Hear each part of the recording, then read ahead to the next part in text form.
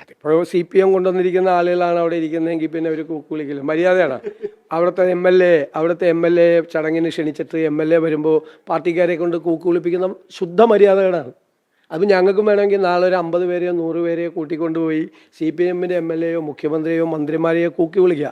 അദ്ദേഹത്തിൻ്റെ നിയോജകമണ്ഡലത്തിൽ നടത്തിയ ഒരു ദുരന്തത്തിൻ്റെ ഭാഗമാണ്. ഞങ്ങളുടെ കൂടി പണമുണ്ട് അതിൻ്റെ അകത്ത്. ഞങ്ങൾ MLA ഉൾപ്പെടെയുള്ള ആളുകൾ ഞങ്ങൾ കൊടുത്ത പണമുണ്ട് അതിൻ്റെ അകത്ത്. സിദ്ദീഖ് ഉൾപ്പെടെ ഞാൻ ഉൾപ്പെടെ കൊടുത്തൊരു പണമുണ്ട്. അതുകൊണ്ട് കൂടിയാണ് ചെയ്യുന്നത്. അപ്പോൾ അവിടെ ഒരു MLA അധിക്ഷേപിക്കുക എന്ന് പറഞ്ഞു കഴിഞ്ഞാൽ വേണമെങ്കിൽ ഞങ്ങൾക്ക് നാളെ 50 പേരെ കൂട്ടി മുഖ്യമന്ത്രി പങ്കെടുക്കുന്ന ഒരു പരിപാടിയിൽ കൂക്ക് വിളിക്കുക. അതൊന്നും മര്യാദയല്ല. ഞങ്ങളത് ചെയ്യില്ല, ചെയ്യാൻ പാടില്ല. അത് മര്യാദകളാണ് ചെയ്തിരിക്കുന്നത്. അത് മുഖ്യമന്ത്രിയാണത് മാപ്പ് പറയുന്നത്. സീറ്റുകളൊക്കെ കേരളത്തിൽ ഉണ്ടാകുന്ന ചില ഇംഗ്ലീഷ് ഹിന്ദി ചാനലുകളുടെ സർവേകളിലൊക്കെ കാണുന്നുണ്ട്. അതോടൊപ്പം രാജീവ് ചന്ദ്രശേഖരൻ ഈ സ്വയം ഈ ചുവറൊക്കെ എഴുതി അവര് പ്രചാരണം കാര്യമായിട്ടൊക്കെ തുടങ്ങിയിട്ടുണ്ട്. എന്താണ് ഈ BJPയുടെ പെർഫോമൻസിൽ എന്താ വരുന്നത്? അല്ല, അവർക്ക് കഴിഞ്ഞ പ്രാവശ്യം അങ്ങനെ 1-2 സീറ്റുകൾ കിട്ടുമെന്ന് പറഞ്ഞതാണ്.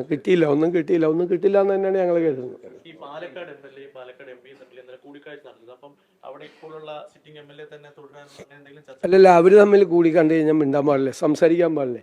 ഞങ്ങൾ അടൂര് പരിപാടിയായിട്ട് വന്നതാണ്. അപ്പോൾ അടൂര് അദ്ദേഹം ഒരാളെ കാണാൻ വന്നപ്പോൾ അദ്ദേഹം താമസിക്കുന്ന ഹോട്ടലിൽ വെച്ച് യാദൃച്ഛമായി കണ്ടു. ഇനി അല്ലാതെ കണ്ടാൽ എന്താ കുഴപ്പം? കണ്ടാൽ എന്താ ഞാൻ കണ്ടാൽ സംസാരിക്കുമല്ലോ, അതിലെന്താ തെറ്റ്? അതിലൊന്നും ഒരു വാർത്തയില്ല. പിന്നെ വേണമെങ്കിൽ ഉണ്ടാക്കാം നിങ്ങൾക്ക്, അത്രയേ ഉള്ളൂ.